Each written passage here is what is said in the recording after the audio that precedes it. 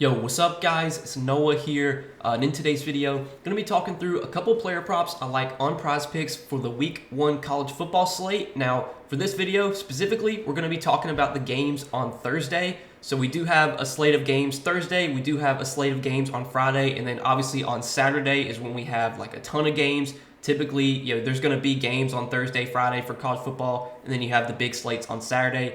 Right now, I do plan on making videos for the Thursday and Friday slates, especially right now where there's no NFL. Now, when NFL season starts, I might prioritize putting up NFL content for Thursday slates and stuff like that. But I do want to make a video for the college football slate on Thursday. We do have a decent amount of games. We're not going to get player props for a lot of these games though. Like there's a lot of you've got like Rutgers and Howard, North Carolina, AT&T, and Wake Forest. Like Prizepicks is going to pick and choose what games they put player props up for. I think total we have props up for maybe 3 or 4 games on Thursday. So obviously we're not getting the full offering, I should say, for games, but there's still a decent amount for this Thursday slate. And I did find 2 early props that I did like for Thursday, guys. As always, we're going to talk through these plays. We're going to share why I like them. Now, before we do get started, make sure you guys hit that like button down below. If you enjoy these Prizepicks videos, hit that subscribe button if you have not yet. And if you guys are new to Prizepicks, and if you don't have an account over on Prizepicks, be sure to sign up. Use promo code NOAH when you sign up for Prizepicks with my promo code and place your first lineup. You'll instantly get $50 in promo funds added to your account. So check out Prizepicks if you guys have not yet. But yeah, man, we're super excited to be doing college football content this year. Did make a video last week for week 0. We did cash both the plays we gave out last week, so got off to a good start this college football season. Let's see if we can keep it going here for this Thursday slate. Now, I would recommend playing lighter on this slate. Like, there's just not a lot of games, not a lot to offer. Once we have the full slate on Saturday, then we'll be able to find a bunch of props to like. But for these smaller slates, Thursday, Fridays, there's just not going to be a ton to choose from. But talking about the 2 plays I like for Thursday, let's break them down. So both the props I'm liking for these slate of games are going to be receiving yard props.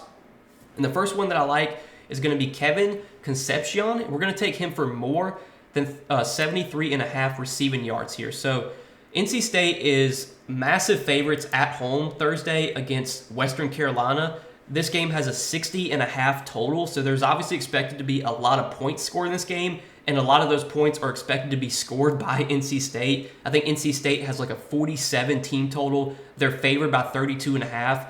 The one concern I have with this prop is that NC State is so heavily favored in this game that Kevin Concepcion and some of the other starters might not have to play the entire game here because they're going to be winning by so much.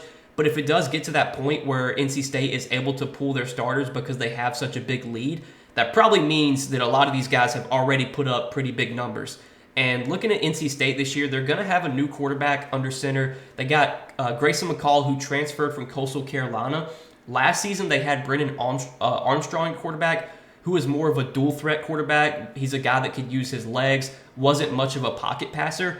But now they have Grayson McCall, who's more of a pocket passer, was a guy that threw for, had multiple games last season throwing for 260, 70 yards, had one game where he threw for 373 yards. Now, sure, the competition that he had last year, the teams he had to face obviously won't be as stout. He's going to have to face some tougher teams in the ACC this year, but that's not going to be the case this week against Western Carolina. This is obviously a pretty soft matchup for NC State here, and NC State is really big favorites in this game for a reason. So we do expect, or Vegas expects NC State to put up a lot of points in this spot. They're expecting Grayson McCall to throw for 260, 270 yards. He has a 267.5 pass yard prop. And if Grayson McCall is going to be throwing for that many yards, you're going to see a lot of those yards going to Kevin Concepcion, who's should be the wide receiver 1 for NC State this year. He posted some really good numbers last season, even with Brennan Armstrong at quarterback, who again wasn't much of a passer.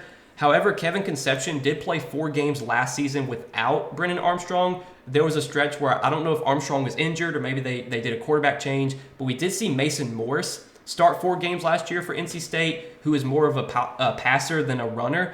And in those 4 games with Mason Morris at quarterback, Concepcion had 102, 63, 83, and 61 receiving yards. So a lot of his games last season, Concepcion's games that were not great, were with Brennan Armstrong at quarterback. Like, he had games with 36, 24, had one game where he only had 7 yards, 19 yards against Wake Forest. Those games were with Brennan Armstrong, who was doing a lot of production with his legs, not much as a passer. Now with Grayson McCall at quarterback, who's a straight up pocket passer, doesn't really run much at all. I think we're going to see NC State be able to air it out a lot more this year with a new quarterback, with Grayson McCall, and that should lead to more opportunity for Kevin Concepcion, who posted good numbers last year and should be able to do that this year, going into his second year. I mean, he was good last season as a freshman. He should be, even better this year as a sophomore. So do like that as our first prop for Thursday night. And then the other prop that I like, again, another receiving yards prop. The one we're going to talk about here is going to be in the North Carolina-Minnesota game. And the prop that I like in this game is J.J. Jones. And we're going to take J.J. Jones for more than 44.5 receiving yards. So J.J. Jones posted some decent numbers last year as North Carolina's kind of wide receiver 2. This year, though, he's expected to step into the wide receiver 1 role with Tez Walker no longer on the team. Tez Walker got drafted to the NFL, got drafted by the Ravens. So now J.J. Jones has an opportunity to see an increase in targets, an increase, just in production overall. Now, they will be taking a big step down at quarterback. With Drake May at quarterback last year, North Carolina was a team that was able to put up a lot of production through the air. Drake May had a lot of games last year throwing for 300-plus yards. I don't know if they're going to see that type of production from their quarterback play this year. We don't even know yet who's going to start at quarterback for North Carolina. It's going to be between Max Johnson or Connor Harrell. Looks like Max Johnson has the upper hand, transfer from Texas A&M. And if Max Johnson is the quarterback, I think that's probably better for J.J. Jones because Max Johnson's more of a pocket passer, whereas Connor Harrell is more of kind of a dual threat quarterback, can do it with his legs. But J.J. Jones at 44.5 receiving yards, this line definitely feels too low for him to be the wide receiver 1 for North Carolina this year. I mean, if you look at Jones' game log last season, he posted some pretty good games last season, even playing behind Tez Walker. Tez Walker last season in only 8 games had almost 700 receiving yards. I mean, Tez Walker averaged almost 100 receiving yards per game last season. You take out those receiving yards, and now those kind of have to go somewhere, and I think you're going to see J.J. Jones be the guy that steps up and gets a lot of that production with Tez Walker gone. But like you look at Jones' game log last season, especially to end the year, he posted some good games. I think he went over this line in a large majority of his games last season. Now again, like I said, he's going to probably take a step back at quarterback this year, not having Drake May, but that step back in quarterback will hopefully offset with the increase in potentially targets that Jones should see now as the wide receiver 1. And this is a game that is expected to be relatively high scoring. It's got a 50.5 total. So this is a game that's projected to be higher scoring. It's projected to be close as well, just a 2.5 point spread or 2-point spread right now. So we've got a game that has a 50+ total, has a close spread. Again, we have some quarterback concerns with North Carolina this year, but it looks like Max Johnson is going to be the quarterback. It seems like he's going to start over Connor Harrell. Max Johnson was not bad last season at Texas A&M. I mean, he had some good games as a passer, had one game against Ole Miss where he threw for over 300 yards. Will North Carolina be as pass-heavy this year without Drake May? Probably not. They're probably going to lean a little bit more on the run, but I definitely think this receiving yards prop for J.J. Jones looks a little bit low, given that he's now the wide receiver 1 for this team, doesn't have to compete with Tez Walker for targets, and should have a decent quarterback in Max Johnson under center. Probably not as good as Drake May, but definitely still a capable quarterback and a capable passer.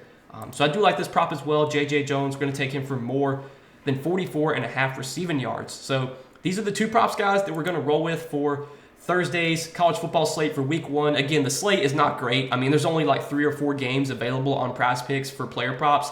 There's more than that total. Like if you look at all the games Thursday, there's like 20-something games. But Prizepicks, the books, they're not going to offer player props for all these games. They're going to pick and choose what games they offer.